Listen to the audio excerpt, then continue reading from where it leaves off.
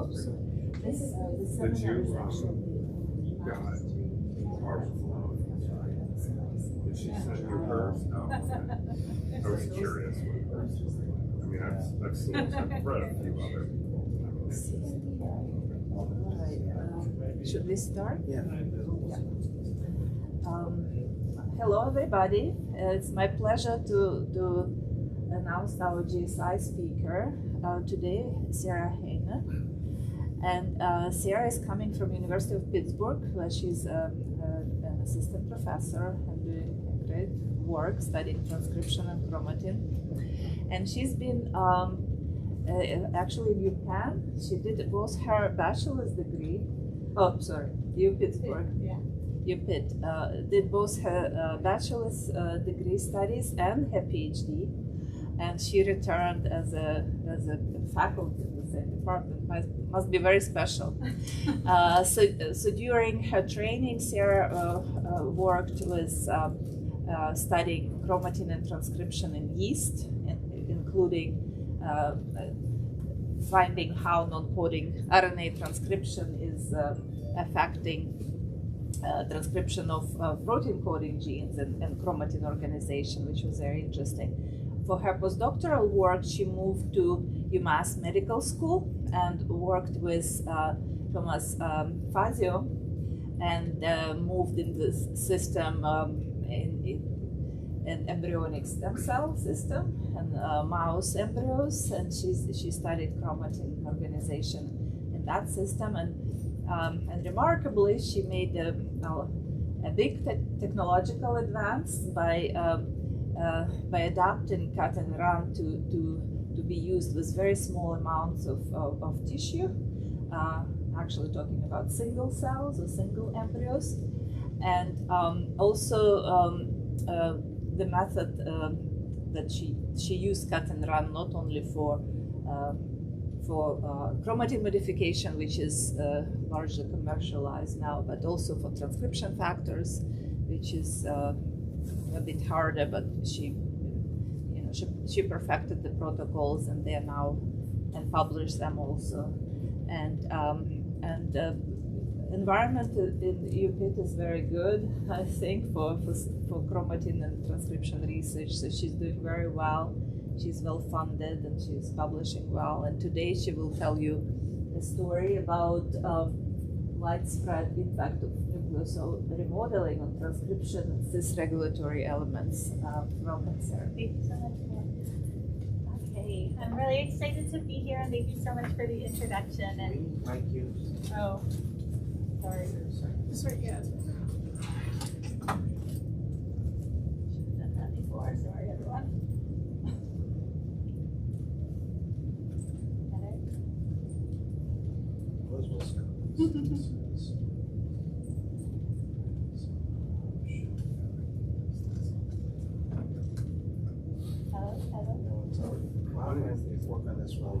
Okay, sure, sorry. Okay, I'll try to shout. Thank you for that introduction, and thanks everyone for being here today. I'm excited to tell you some of our work. The first half will be this story, which is on bioRxiv, and then some applications of cut and run that I was just talking about. So our lab is interested in cell identity, so how a single cell can become any of the 300 plus cells found in the adult organism. And of course, all these cells have the same DNA sequence, as you all know, but they all have very different functions. And so we're interested in understanding the transcription regulation mechanisms that drive differential gene expression that are essential for driving cellular identity and state changes. And so fundamental transcription regulation processes that we think about, that many of you are probably familiar, are thinking about these cis-regulatory elements, either proximal cis-regulatory elements such as promoters, or distal cis-regulatory elements like enhancers. So these elements drive not only mRNA transcription, but also they permit transcription of non-protein coding regions. So upstream antisense non-coding RNAs or UARNAs are transcribed divergently from promoters. And as many of you probably know, enhancers, active enhancers, are bidirectionally transcribed to produce enhancer RNAs or eRNAs. These regions, and a lot of epigeneticists can define them by differential histone post-translational modifications. So for example, enhancers tend to have K27 acetyl and K4 monomethyl, whereas promoters and gene bodies tend to have K4 trimethyl and K27 acetyl. These different modifications are correlated with activities in transcription. And then you also probably know these cis-regulatory elements are bound by sequence-specific proteins called transcription factors, and this can lead to differential activity of these elements. And then the main focus of this first half of our conversation are nucleosome remodelers. So nucleosome remodelers are able to hydrolyze ATP to physically mobilize nucleosome structures through DNA translocation. And this can work through a number of different mechanisms, but in general, this can either lead to more open or more closed chromatin states that can drive differential gene expression, which is upstream of driving appropriate cellular identity. And so there are 4 major families of nucleosome remodelers, and with recent cryo-EM structures, we know a lot about how these different enzymes can engage with the nucleosome, many of which bind to the same location on nucleosomes to drive this DNA translocation, and some bind to different locations on the SL6 side of the nucleosome. These 4 families of nucleosome remodelers are absolutely essential during development and appropriate cell identity during development. So here I'm just showing you a schematic of development from fertilization all the way to tissue specification, and underneath I'm just specifying the different nucleosome remodeling families that are absolutely essential for these different stages of development. And hopefully you can appreciate that for every stage of development, these remodelers are very important. And so what we know about these remodelers largely stems from biochemical and model organism studies, like especially in yeast and flies. But what we found in mammals is that these SNP2 type ATPases are heavily diversified. So these 4 major families are still represented, but there's actually 32 SNP2 type ATPases, so these putative nucleosome remodelers that are expressed in mammalian cells. And you can see that although a subset of them do fall into these 4 major categories, many of them do not. We furthermore know very little about most of these remodelers. So most studies have focused on just a subset of these really well-known remodelers. So for example, in the model system that I'll be talking about today, mouse embryonic stem cells, we know that these 3 nucleosome remodeling factors are absolutely essential for regulating appropriate transcription to drive ESL identity. And when you lose these remodelers, you lose ESL identity. And so we know a lot about the mechanisms through which these 3 remodelers act, but we know very little about the rest of them. So when I opened my lab 7 years ago now, one of the first things we wanted to work on was an unbiased way to think about how all the nucleosome remodelers were contributing to appropriate transcriptome dynamics to drive cellular identity using ES cells. And so we focused our study just on these cis-regulatory elements that I just introduced and the transcription arising from these elements. And this was the work of my first PhD student in the lab, Ben Patty, who finished very recently and has just started his postdoc at WashU in St. Louis. And so our goal was really to build this network of nucleosome remodelers governing the coding and non-coding transcriptome, focusing on these elements. So to do this, we really took a screen-based unbiased approach where we individually knocked down each of the 32 ATPases, SNP2 type ATPases that I introduced a couple minutes ago. So we did a 48-hour knockdown, and then we incorporated 4SU, which will incorporate into the nascent transcribing RNAs, and then we can confirm knockdown by RT-qPCR, but then we can take this, the whole population of RNAs and separate them and perform either nascent transcriptomics, and the technique we use is called TT-seq with this metabolic labeling, or we can, in parallel with the same samples, perform bulk RNA-seq. And so we did this actually in triplicate. It says duplicate here, but in triplicate, and then we average those together, and we have a number of controls to look for off targets and background levels. So the reason that we decided to do nascent transcriptomics is it's actually much better at getting coverage for these non-coding transcripts that I just introduced. So at the top, you're seeing an example track for browser track for total RNA-seq. And this is a gene transcribed in this direction. And you can see, as you're probably familiar, that for RNA-seq you get really nice coverage over the exons, which are these boxes, and very poor coverage over, for example, the introns, and also over this non-coding RNA that's transcribed divergently from the same shared promoter. But with TT-seq, and these are on the same scale, you can see we get much better coverage of the non-coding transcription unit here, as well as full coverage over the mRNA. Similarly, over the enhancer elements, we get very little coverage with traditional RNA-seq for the non-coding RNAs transcribed divergently here, but we get very nice coverage here. So using nascent transcriptomics, which is actually measuring transcription, which is the feature we wanted to look at, rather than looking at transcription and turnover, which is what you're really looking at with RNA-seq. Okay, so that's why we chose TT-seq, but we do also have the paired RNA-seq, which I'll mention a little bit at the beginning here. So I told you we're interested in these three transcript classes and how all of these remodelers are kind of working to regulate their expression. So I'm just going to walk through some of our findings for each of these classes here. And so starting with mRNAs, I already told you that we knew in embryonic stem cells that CHD4, P400, and BRG1 are major regulators of the mRNA transcriptome. We also know that SNP2H, encoded by SMARCA5, is also an important remodeler for regulating the mRNA transcriptome, and that these three remodelers have more modest contributions. And so when we performed our screen, where I'm showing you, sorry, it's a little washed out here, but I'm showing you the results either as a heat map or as a pyramid plot here, where you're looking at the mRNAs changed relative to the controls in each of the individual knockdowns, where in this case yellow represents upregulated, blue represents downregulated, or in this case the orange is upregulated and the green is downregulated.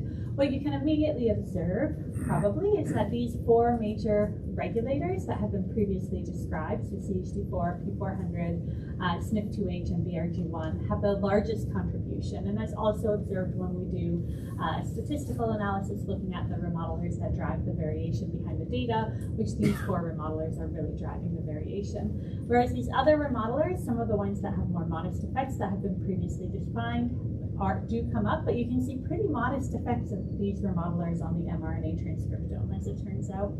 Another interesting feature of the mRNA transcriptome data is that these remodelers tend to have unique contributions. So looking here, these are the remodelers contributing. So one remodeler impacts each mRNA uniquely, and there's only about 40% of mRNAs that are affected by overlapping remodelers. So there's unique contribution of these remodelers to the mRNA, which is an interesting finding from this screen.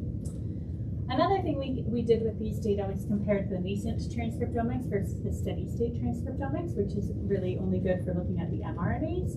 And what we would anticipate with these data is that there's a correlation behind what's transcribed and what the steady state levels are. And in fact, that's what we observed. So for example, for these four remodelers that have the largest impact, you can see that there's similar effects in terms of number of transcription units upregulated or downregulated, or transcripts upregulated or downregulated. But something that is interesting and something we're now currently focusing on are these outliers to these trends. So for example, TTF2, which is a kind of an understudied remodeler, has very modest effects on the nascent transcriptome, but has really large effects on the steady state, the changes in the steady state transcriptome.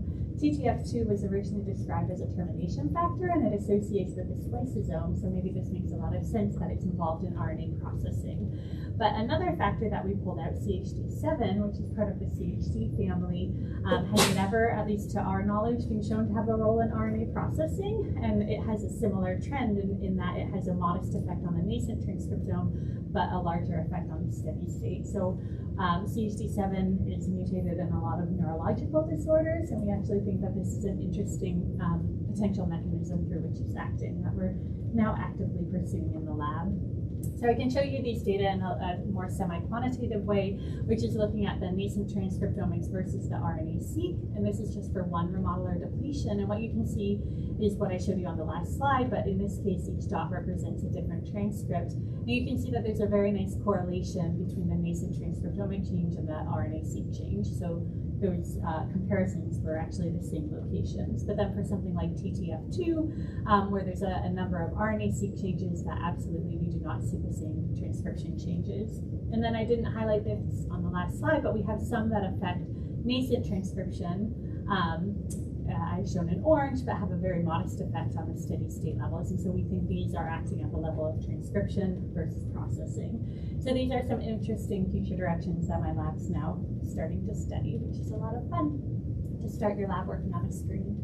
Okay, so, but what we were really interested in, because what my training as a PhD and a postdoc was really thinking about the non-coding transcriptome. And so what we wanted to look at was how these remodelers were affecting these cis-regulatory element transcription units, like these upstream antisense non-coding RNAs and eRNAs. So I actually did my postdoc thinking about how the switch-SNF BAF complex was regulating the non-coding transcriptome. And so we already knew that BRG1 actually represses transcription of UARNA transcripts. And a subsequent paper defined roles for these two remodelers in repressing UARNA transcription. But that's really the extent of what we knew in terms of remodelers impacting these transcription units. So we took Ben's TTC data and looked at the effect. Again, I'm just showing you the heat map here, but it's probably easier to look at the number of transcription units changed here. And so what you can observe is what I found in my postdoc, which is this upregulation of UARNAs in this SMARCA4 or BRG1 knockdown. And so again, we see that at least 3 of these 4 major regulators of the mouse ESL transcriptome had the largest effect on differentially transcribed UARNA units. But if you memorized the slide from before, there's kind of a more broad effect of remodelers than what we observed in the mRNA transcriptome, where more remodelers seem to have an impact on the UARNA transcriptome. And in fact, they seem to fall into somewhat classes here, where these remodelers seem to be repressors, and these in some ways seem to be more activators of UARNA transcription. Different from the mRNA transcriptome, where we saw unique regulation by remodelers of transcripts, we actually see more remodelers either collaborate or compete with each other for regulating the UARNA transcriptome, where over 60% of the differentially transcribed UARNAs are regulated by multiple remodelers versus, again, if you remember, the mRNAs seem to be uniquely regulated by remodelers, or at that trend. And you can see that when we look at the data in a more quantitative way, looking at what defines the variance in the data versus the mRNA transcriptome, which was really driven by 4 remodelers. Here we can see that these other remodelers are actually driving the changes in the transcriptome a little bit more. And thinking about those 2 classes of remodelers that I just defined, so repressors versus activators, we can do a little bit of some network analyses, which I know everyone does not like to look at, so I'm only going to show you this. I think this is the only one I'm going to show you. But if we take 3 of the repressors, which are shown in red here, versus 3 of the activators, so those are the nodes here, so these different remodeler depletions, and the connections between these nodes are the overlapping transcripts. And what we see is that the activators seem to have the same directional change in transcription, so cooperative changes, so they either both upregulate or both downregulate these transcripts, versus activators and repressors tend to have the opposite effect, where you can see this antagonistic change between BTAP1 and CHD4, for example. So this collaboration, or this kind of competition between these remodelers, seems to be pretty predominant and break along these class lines, we think, which is interesting. But the big thing we wanted to think about is how these remodelers are differentially regulating transcripts that are arising from the same cis-regulatory element. So UARNAs and mRNAs share the same promoter, right? And in general, people think about how they are co-regulated, okay? And so thinking about this in a kind of modelistic way, if you disrupt a promoter, we know you're not going to get transcription of the mRNA or the UARNA. And remember, these are remodelers, so they're opening or closing chromatin structure over promoters.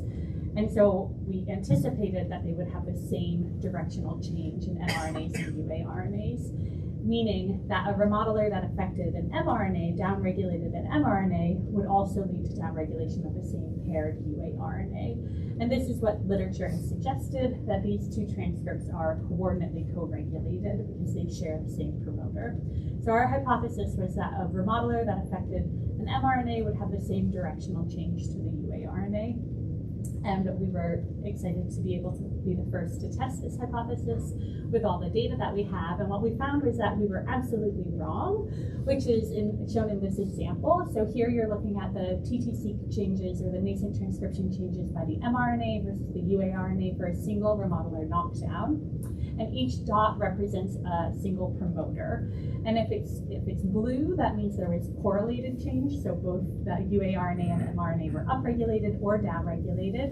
We would have actually taken anti-correlated, so one going up and one going down. But you can see that only 15 of the promoters that are represented in this data set are actually correlated in some way or anti-correlated, whereas the majority of promoters are only changing the mRNA or only changing the UARNA, which was totally not what we were expecting, the opposite. And in fact, when we look at every single remodeler knockdown and look at either the correlation or the anti-correlation, which is shown in blue and in gold colors, you can see that, for example, CHD1 is represented here. You can see how small of a portion of all of the promoters that it affects that correlate or anti-correlate. And that's true for every single remodeler depletion, where we see very modest correlation or anti-correlation with these remodeler depletions. And what that means is that these promoters are actually independently regulated, and the mRNAs and UARNAs are not coordinately co-regulated by remodelers, and we actually think they are not coordinately co-regulated at all, that they are independently regulated transcripts, and certainly that remodelers do not coordinate their regulation, which is interesting because it really changes the way that we're thinking about how promoters are acting to regulate these independent transcripts. So then I told you we were also interested in non-coding RNAs that are produced at these distal cisregulatory elements, so enhancers. And again, we know a few remodelers that have some impact on the eRNA transcriptome. So we wanted to take this a step further and look at all of them. So I'm not even showing you the heat map here because nobody likes to look at those, but this is just a quantification of the number of transcripts changed. And hopefully you can appreciate again that these four major regulators that were the four major regulators of the mRNA transcriptome are also having the largest impact on the eRNA transcriptome. And again, they're driving the majority of the divergence in the data here again. Unlike mRNAs, again, there's more of a distribution for remodelers in terms of their impact on the eRNA transcriptome. And so we have some that are, again, repressors, and some, these are more kind of bidirectional regulators, which is why I didn't label them as activators here. But we have a larger impact of remodelers on the eRNA transcriptome relative to the mRNA transcriptome. And unlike mRNAs, but more similar to UARNAs, there seems to be some more collaborative or some competitive activities with these remodelers on these transcription units here. So that's interesting. We can also break down these data by traditional enhancers versus super enhancers. So a traditional enhancer is a single enhancer driving transcription of bidirectional eRNAs, and these are the data I just showed you. A super enhancer, as initially described by Rick Young's lab, are clusters of multiple enhancers that tend to regulate cell type specific genes and drive expression of the most highly transcribed genes in that cell type. And so we can look at the ESL super enhancers, and what we see here is actually an interesting distinction between remodelers' impacts on traditional enhancers versus super enhancers. There's many fewer super enhancers because there's not as many cell type specific genes that need to be transcribed at high levels, but you can see that many remodelers actually have a unidirectional effect, more of a unidirectional effect at enhancers versus at super enhancers versus traditional enhancers. So for example, P400 here leads to upregulation of some and downregulation of other enhancers, but it seems to have a bias in upregulating upon loss, leading to upregulation of super enhancers, which is interesting to think about the cell type, in the cell-specific impact of remodelers, and we're interested to look at just super enhancers and other cell types for a subset of these remodelers now. Okay, so given what I told you actually on the last slide, we were tentatively walking tentatively towards thinking about the coordinated co-regulation of enhancers and promoters. So similar to promoters, the standing in the field is that enhancers are regulating promoters, and therefore you would anticipate that a remodeler would have a coordinated effect on an enhancer and a promoter. And some of our data suggested the same trends of mRNAs. For example, there's 4 major remodelers having the largest impact on the mRNA and the eRNA transcriptome. However, we also had this effect of more remodelers having more of an effect on enhancer RNAs. But we worked with the hypothesis that when you disrupt an enhancer, you disrupt the eRNAs produced here, and disrupting an enhancer will lead to a disruption of your mRNA transcript. So our working hypothesis was that if a remodeler affects an eRNA, it's also going to affect that mRNA. And so we wanted to test the hypothesis of this coordinated co-regulation in terms of coupling enhancer RNAs and mRNAs. This is a lot harder to test with enhancers because versus UARNAs sharing the same promoter. Enhancers, there can be multiple enhancers regulating a single promoter. So first we actually looked at the number of mRNAs differentially transcribed versus the number of eRNAs differentially transcribed, and there was a correlation. So the remodeler depletion that led to the highest impact on mRNAs led to the highest impact on eRNAs, and that's true even if you zoom into these more lowly affecting remodelers. But then Ben did some complicated analysis because what we didn't want to do is use the nearest neighbor model where you would assign an enhancer to the promoter for which it's most proximal to. Because again, we know that multiple enhancers can regulate a single promoter, not shown here, but a single enhancer can regulate multiple promoters, and they don't necessarily act to the most proximal promoter. So Ben did a lot of complicated computational analyses to build enhancer-promoter pairs, including incorporating tag boundaries, for example. And he did this analysis for only 16 of the most of the remodelers having the largest impact on the transcriptome, because it was a fairly complicated analysis.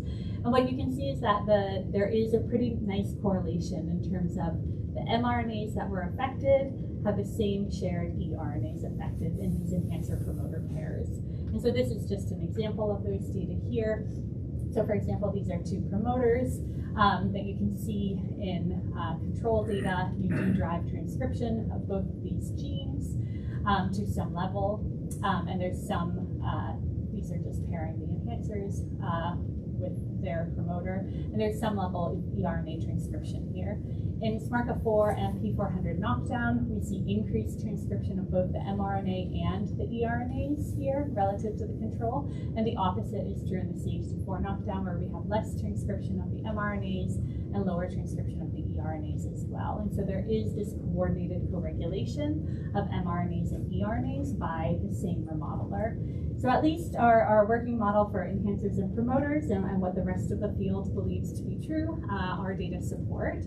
And so for this part of the talk, what I've shown you is that overall mRNA transcription is regulated in a non-overlapping manner by remodelers, and there is a correlation between transcript and transcription changes for most of the remodeler depletions, with some exceptions that are pretty notable. There's a more broad role for remodelers in regulating both eRNA and UARNA transcription. And I think the most novel finding from these studies is that the UARNA and the mRNA transcription is not coordinately co-regulated, whereas for eRNAs and mRNAs, they do seem to be coordinately co-regulated.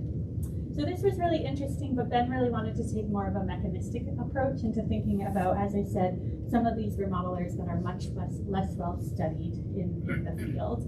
And so he decided to focus on 3 remodelers, CHD8, SRCAP, and SMARCA1, which represent different families of remodelers that haven't been as well studied in the chromatin remodeling community. And so to first start thinking about how these remodelers are regulating the transcriptome, he turned to the protein profiling technique cut and run, which is analogous to ChIP-seq, where you're looking at protein localization on chromatin. This was first described by Yuli Lamely's group in 2003 and turned into a next generation sequencing technique by Steve Hennicott's group in 2017. And the key here is you can use this recombinant protein A MNase to site-specifically cleave the DNA surrounding your protein of interest to give you slightly higher resolution and less required input into this technique to look at where proteins are binding across the genome. So he performed this for these 3 remodelers, and here I'm just showing you that all 3 remodelers bind chromatin, which is not surprising. But CHD8 and SRCAP bind to many locations across the genome, whereas SMARCAL1, at least for the antibodies that we used for this experiment, we could only detect about 2,000 binding sites for SMARCAL1. To ask if the transcription changes that Ben was observing were at least interpreted to be direct, he overlapped the transcription changes for either the mRNAs, UARNAs, or eRNAs that were changed with binding. And you can see that for CHD8 and SRCAP, many of the locations where we observed differential transcription changes, these remodelers are binding, but that is not true for SMARCAL1, where most of the transcription changes we observed, we do not observe binding of SMARCAL1 at those locations. And so this suggests that in some ways there's direct regulation of the transcription for these 2 remodelers, but not for SMARCAL1. So these are remodelers, so we took the next obvious step, which was asking if loss of these remodelers alters the accessibility of chromatin. And to do this, we performed the technique of TAC-seq, which looks at accessible chromatin, and you can also look at nucleosome footprints with this. And so Ben did the same overlap in terms of where we observed differential accessibility in the depletion and if there was overlap in transcription changes. And what he found was that there was almost no overlap here for any of the remodelers. So these are nucleosome remodelers that are changing the transcriptome but do not seem to be doing so by changing the accessibility landscape, so not through kind of this traditional mechanism that we think about remodelers acting. For anyone who's interested, we also didn't really see changes that overlapped with post-translational modifications such as K27SML. One of the nice things with the TAC-seq data is you can actually get this transcription factor footprinting information, so you can predict changes in protection of the TN5 over motifs for transcription factors, and then you can infer that to predict differential transcription factor binding changes. And so that's what these kind of complicated plots are showing. So just over promoters here, if there's a change in footprinting which correlates with motif changes. And what you can see here is that in these data, there's a predicted decrease in coverage over footprints correlating with ETS family or NFY family related transcription factors at both promoters and at enhancers when CHD8 is knocked down. And so what this suggests is that CHD8 is potentially regulating the binding of ETS and NFY transcription factors at these locations where it's changing transcription.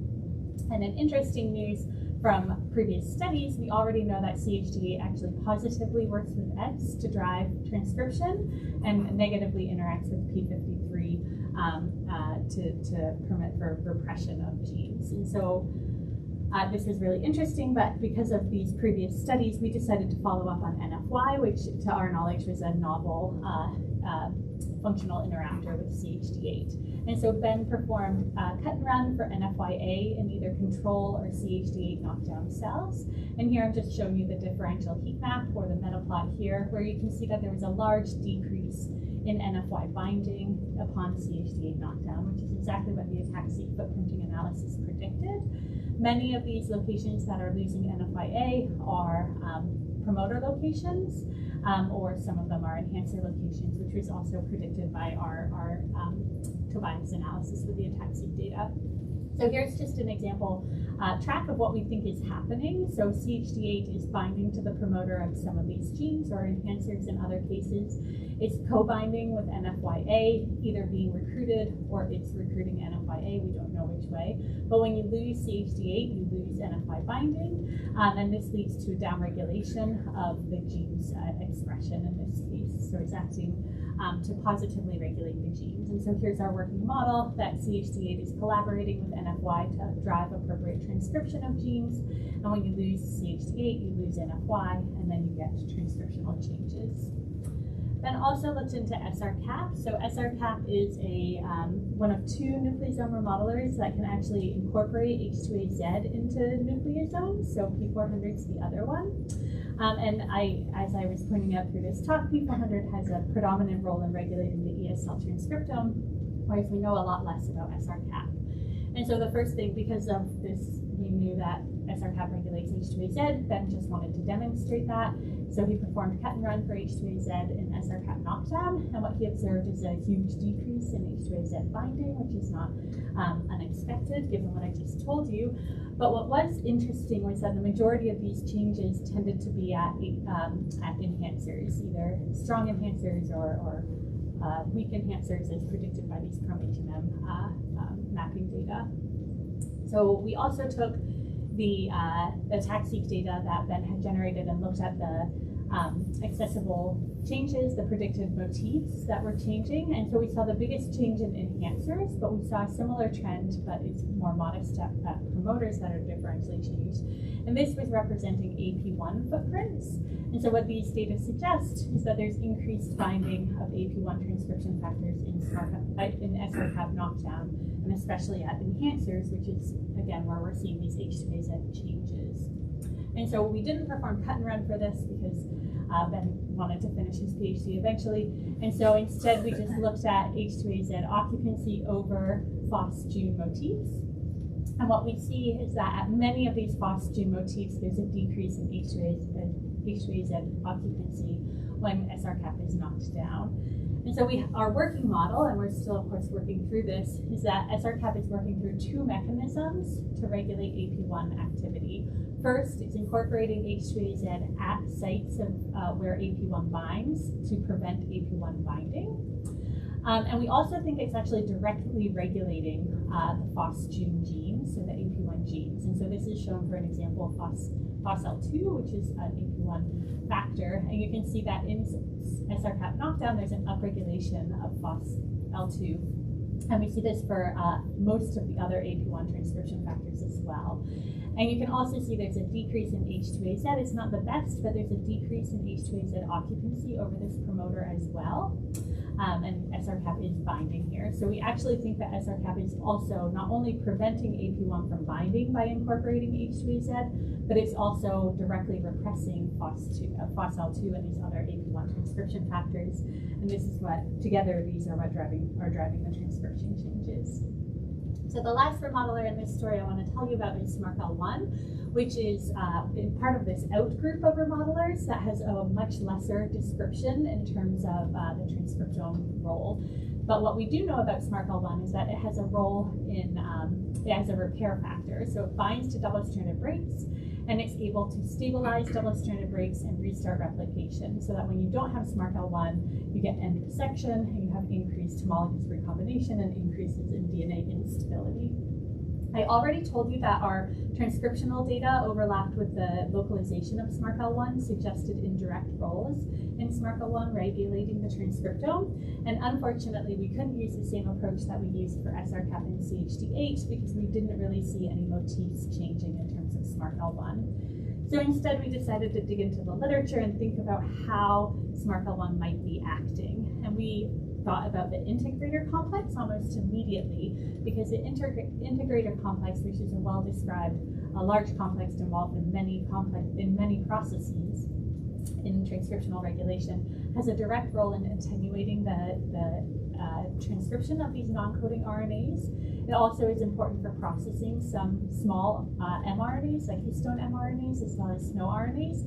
And we know that integrator binds to R loops. And I told you that SMARCL1 has a role in genome stability, and actually what I should have shown here as a model is SMARCL1 loss leads to increases in R loop formation.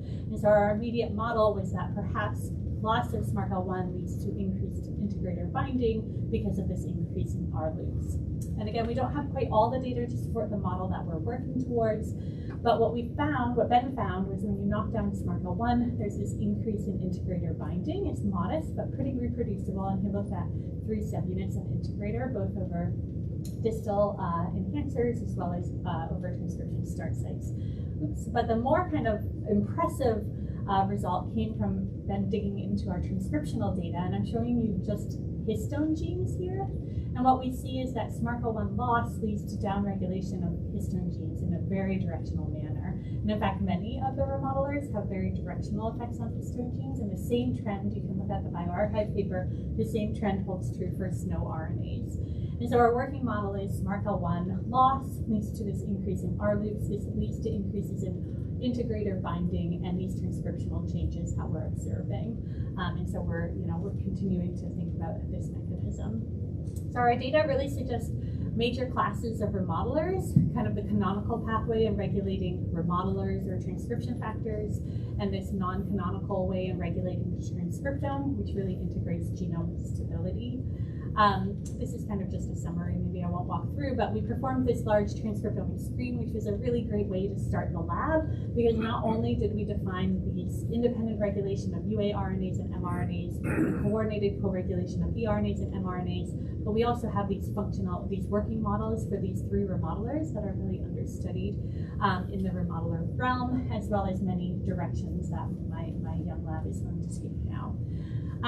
Okay, so that's kind of that part, because I wanted to talk about a little bit about cut and run and what we're doing with that right now. I'm going to switch gears a little bit to thinking not about remodelers, but about transcription factor binding, which I told you these are sequence-specific transcription factors, sequence-specific proteins that bind across the genome, but especially to these cis-regulatory elements that we've been working on. So I already introduced cut and run, but I wanted to backtrack a little bit and just remind you about the traditionally used ChIP-seq experiments. So ChIP was developed in 1985, and largely the protocol has not changed. The downstream application has changed, but you cross-link cells, you sonicate them in this unbiased fashion. You need to cross-link them because they're sonicating, otherwise you just break off all the protein from your chromatin.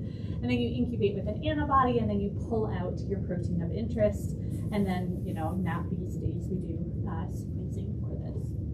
With cut and run, again, what you're really doing, you don't have to cross-link, although you can if you want to. And then rather than sonicating to shear the chromatin, you do it in a site-specific manner. So you add this recombinant protein A, protein AG MNase. This will bind to the IgG backbone of your antibody, which recognizes your protein of interest. And then you can initiate site-specific cleavage through addition of calcium. This will cleave very specifically here, and then you can elute off just the DNA fragments that were cleaved. So what I like to tell people that I teach this to is ChIP-seq, you're really pulling a needle out of a haystack, which can lead to a lot of background because you get a lot of hay sticking to that needle. And with cut and run, what you're doing is you're identifying your needle and you're getting rid of the haystack. So it's not an IP approach, and we all know how bad IPs are. Instead, it's an immunotethering approach, right? And so this is really great. And what I did when I first was finishing my postdoc and first starting my lab is and I'm not going to talk about this because we'd be here for another half hour, but I optimized every single step in this process to really apply this to low cell and single cell and embryo applications, which was really great. And so now what my lab has been doing is working, and this is work mostly of my lab manager who's been with me almost the entire time I've had the lab, but working to apply this to really diverse tissues and medically relevant tissues. And I don't have time to talk about all of our applications of it, but I just wanted to give you brief snippets of what we've been able to do with this technique because I think it's really powerful. And I'm not disparaging ChIP-seq in any way because it's a very powerful approach as well, but we really can get into lower cell numbers in a more precise way now. And so the first collaboration we took on was with my close collaborator, Yang Liu, and she was at Hillman Cancer Center Institute at Pitt, but has just moved her lab to Chicago now. And so she's a microscopist that developed super high resolution microscopy techniques for FFPE slices. And so this is called STORM imaging, and this specifically is called path STORM imaging is what she does. And we were working on a APC model for colon cancer in mice. And so what Yang observed, and this is staining for, sorry, it's not labeled here, but this is staining for K9 trimethyl, which is a mark of constitutive heterochromatin. And in the normal tissue, you can see staining, if you just focus here, for K9 trimethyl. And in 6 weeks or 12 weeks of inducing this APC min model, you can see this progressive reduction in K9 trimethyl, which is at least at 6 weeks, far before you see tumor formation in the mice. So we think this is an early prognostic for colon cancer that we can use. And while microscopy is hugely powerful in terms of showing us this progressive loss of K9 trimethyl, what we didn't know is where are these locations. And so these are, just the villi of your colon cells that we're getting off, so we get very low numbers, so we really couldn't do ChIP-seq on these. So instead we did cut and run, and we were able to identify the locations across the genome. And what we were seeing is a huge loss in amount of K9-trimethyl, just represented here by the number of peaks, which is also represented in her beautiful microscopy. But also what we were seeing is that many of the locations that we were losing peaks from were in fact satellite repeats. And we're really excited because Young's now trying to move into a screening looking at K9-trimethyl on satellite repeats for early screening for colon cancer.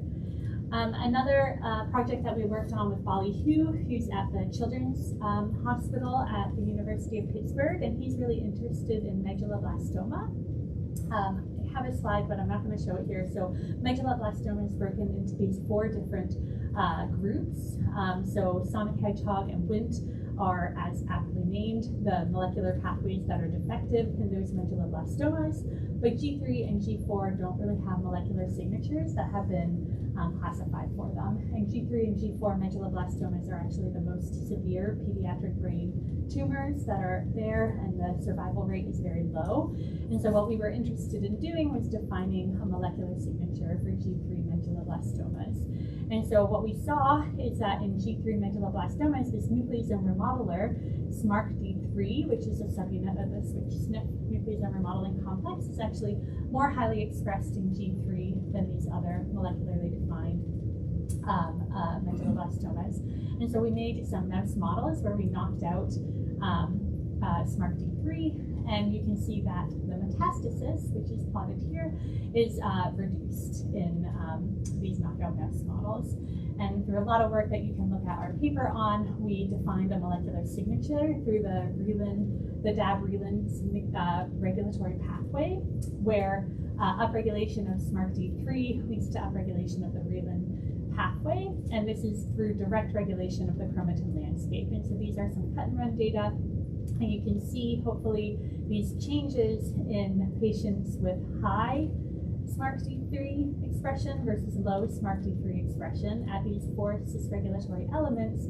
We see changes in K4 trimethyl, changes in K27 acetyl, so these are downregulated, and this facultative heterochromatin mark K27 trimethyl is upregulated in patients with low SMARCD3 levels. And so we think that SMARCD3 is acting to open these cis-regulatory elements to drive this DAB-relin pathway that is potentially a causative pathway for G3 medulloblastoma.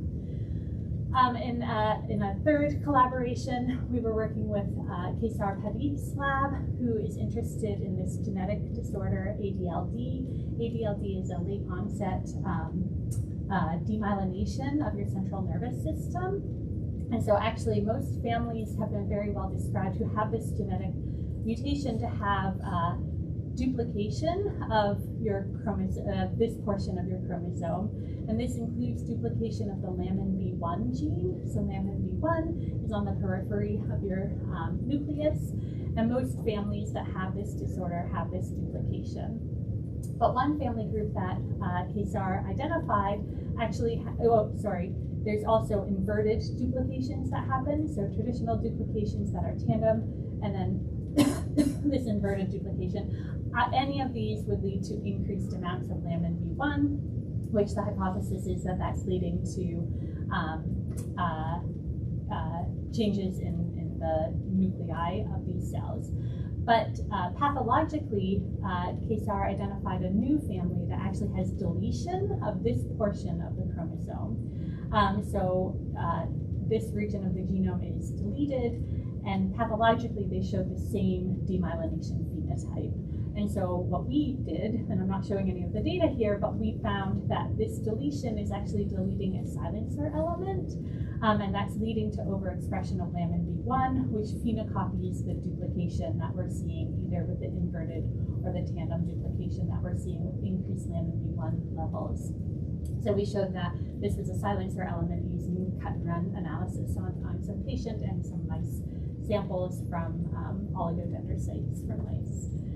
And then finally, an early collaboration was with Alex Soto's lab in the pathology department at Pitt.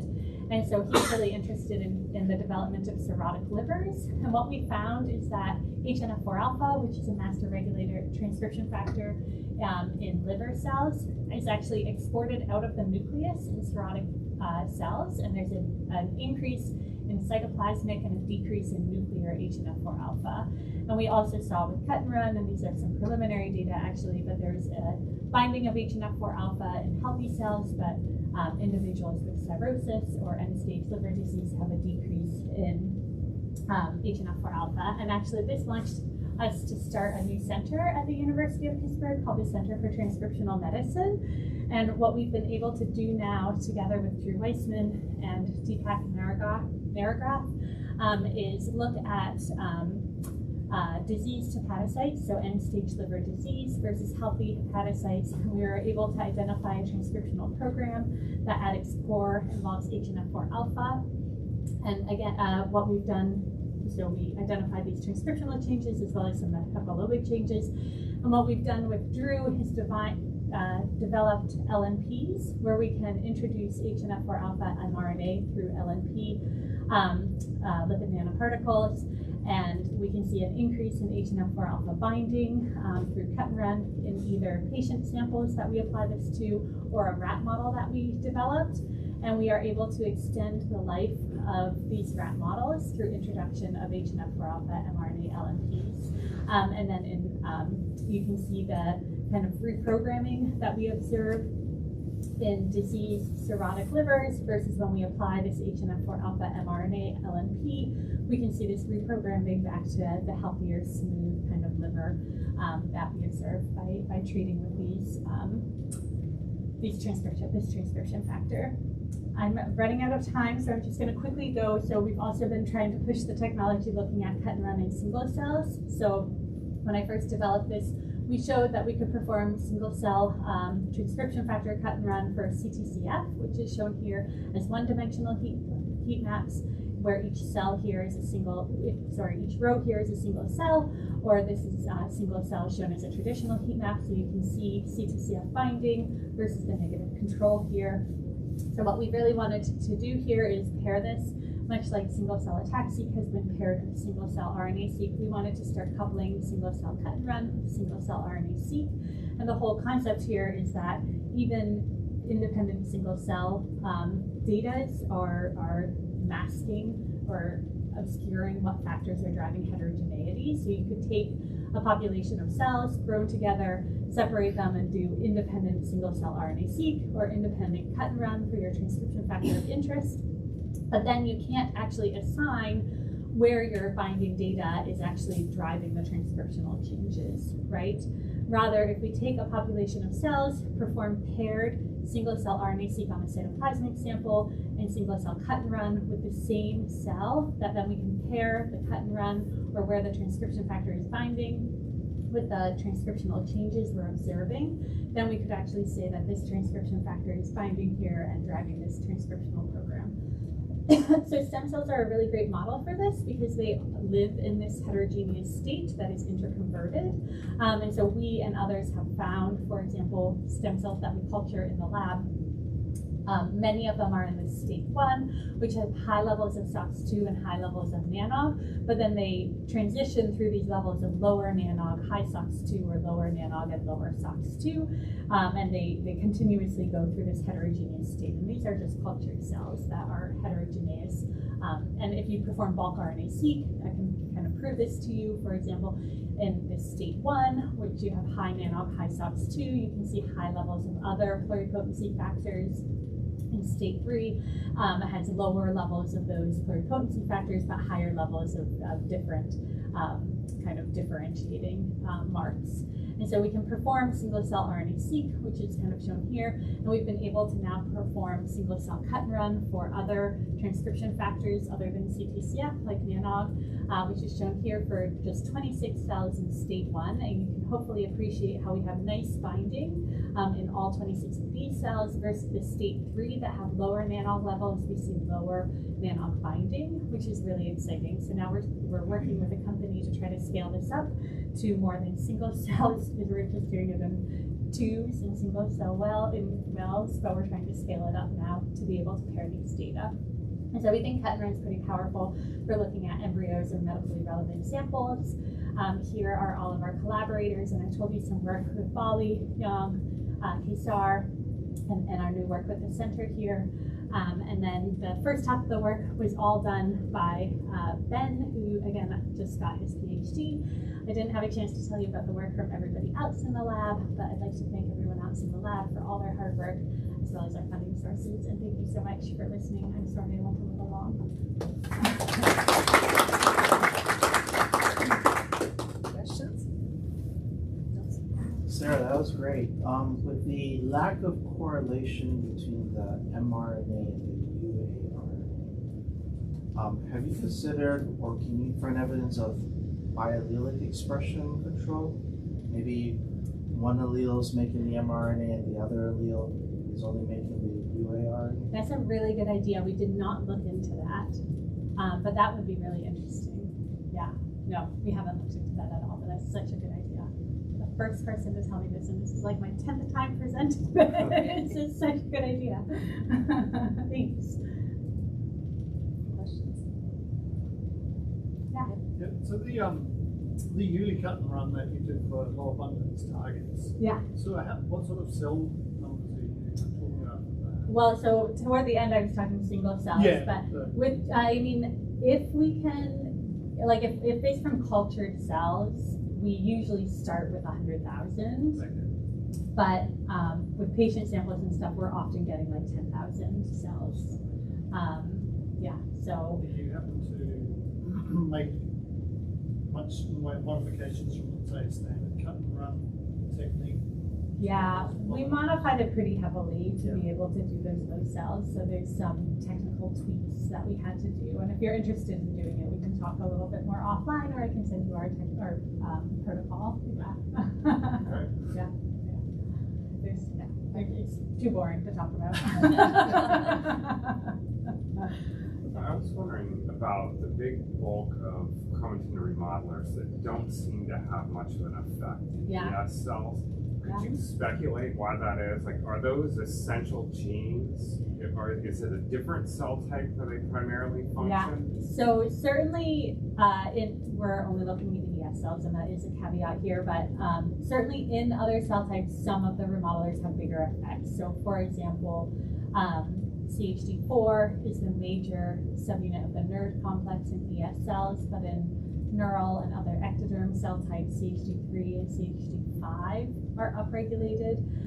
We did do a careful analysis at the reviewer's request, which was looking at, is it just because these remodelers are more highly expressed in this cell type that they're having the biggest effect? And no, that's not the case. It is true that CHD4, P400, SNP2H, and BRG1 are highly expressed in these cells, but for example, BTAF and HELS, some of the other remodelers, are quite highly expressed in these cells, but they still have modest effects. So it's not a pure abundance in these cell types. There are other remodelers that have bigger impacts in other cell types. Like I said, CHD3 and CHD5, also BRAMA has bigger effects, but those also fall more into the class of remodelers we know more about, and some of these other ones don't. I actually think it's more redundancy that might be happening. So some of those other remodelers are very similar to each other, and they're both expressed at the same time, versus what I was just saying for CHD4, CHD3, and CHD5. I think there might be some redundancy with them, but they're uniquely expressed in different cell types, whereas, for example, ERCC6 and ERCC6 and ERCC6L2 are very similar, but they're both expressed at the same level in many cell types. So I think there might be, so that's actually aim 2 of my recently funded grant, is to look at some of the redundancy and compensation between these remodelers. Yeah. Sort of following on from what you were saying, that is there any suggestion that different remodelers favor different families of transcription factors? I think absolutely, yeah, and I think that, so there's a lot of evidence that remodelers are recruited by transcription factors, where they also, like I was proposing for CHD, might contribute to the recruitment of them, and it breaks down across transcription factor types for sure, and what they prefer to bind to. Yeah. because some remodelers are more repressors and close chromatin, and some are openers, and there'll be different transcription factors at those locations. Yeah. But also, following up on what Nelson was saying in regards to transcription, mRNA versus UA transcription, is it possible that in those cases the promoters are large and have multiple transcription factors sites, so that in the model you showed regards to P53, etc.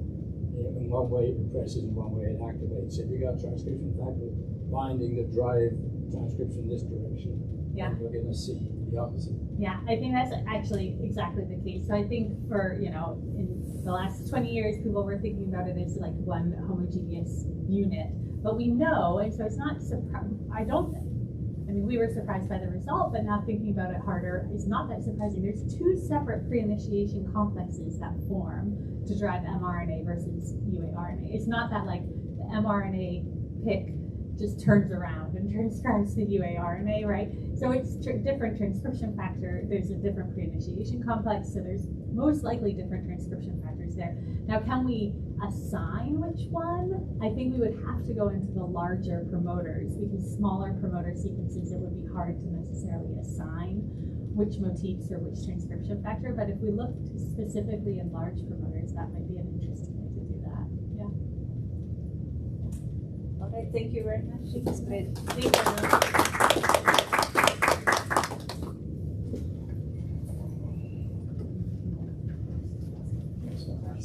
Love the biology expression idea. I can't believe I hadn't thought about that.